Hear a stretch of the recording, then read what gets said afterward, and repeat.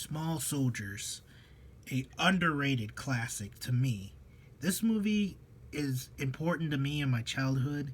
I actually own the action figures and I played the game. I own the game. Unfortunately, I don't have the board game or the soundtrack. But what happens when a greedy corporation doesn't care about the kids and puts army based defense systems in toys? Well, you get Small Soldiers, which is the PG 13 version of Toy Story in a way, or a PG 13 version of Child's Play, kind of.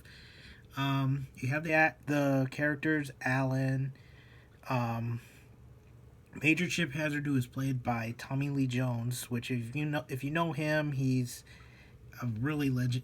There's a lot of legendary actors who are voicing some of the characters in the movie. Um, this is one of those movies that didn't do great at the box office, but it's one of those movies that in your childhood. Um, you have Major Chip Hazard, you have Archer, and you have Slam Fist and Nick Nitro. I had like most of the toys back then.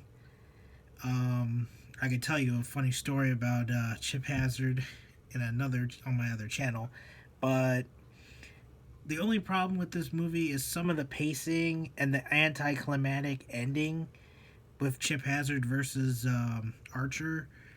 The CGI really holds up, and this is the movie that made me fall in love with Queen and Led Zeppelin. My favorite scene in the entire movie is where they take down Kristen Dunst, who plays Mary Jane, which she's actually a decent character in this movie. So unlike her Mary Jane counterpart in Spider-Man trilogy, but I like all the human characters. The mom, Alan's mom, she was awesome. Alan's dad, that poor guy, he has to be. He was in Godzilla. He was in Transformers. He just had and he was in Ghostbusters 2. I think he was in Ghostbusters 2. Um, if you don't know, this is a movie directed by Joe Dante, who did Gremlins, and I didn't notice it at first. And I've seen this movie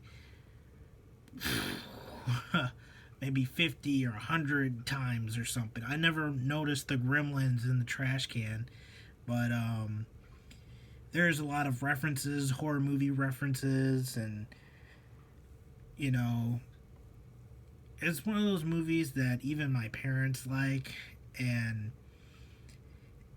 Joe Dante does a really good job. It's a shame I really wanted a sequel to this movie. It made it look like maybe it might get a sequel in the ending, but nah. But Small Soldiers is an underrated classic. You got a lot of action. Oh, another problem with it is it doesn't know if it wants to be a kids film or an adult film.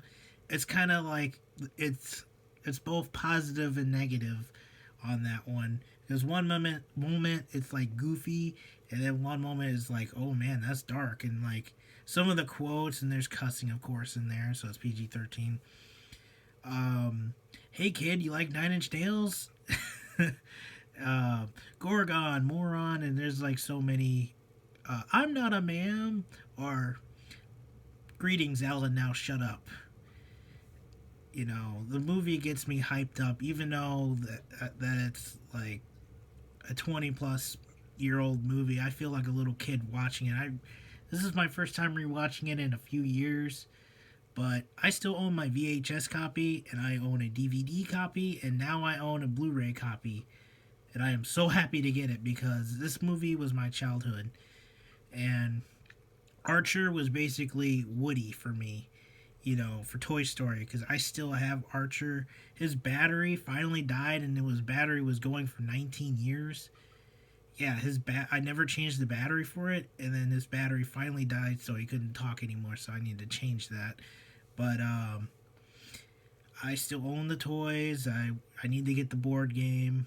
This is one of my movies that were this movie had a huge impact on me, and the music and the army scores and the comedy. I still laugh.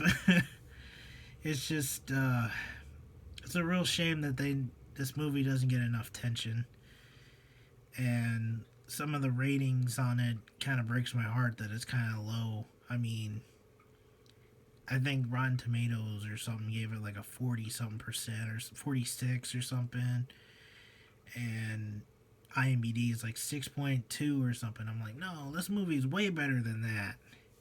You know, it's a classic to me. 1998, and the CGI still holds up very well. My brother came in, he's like, wait, that's CGI? But yeah,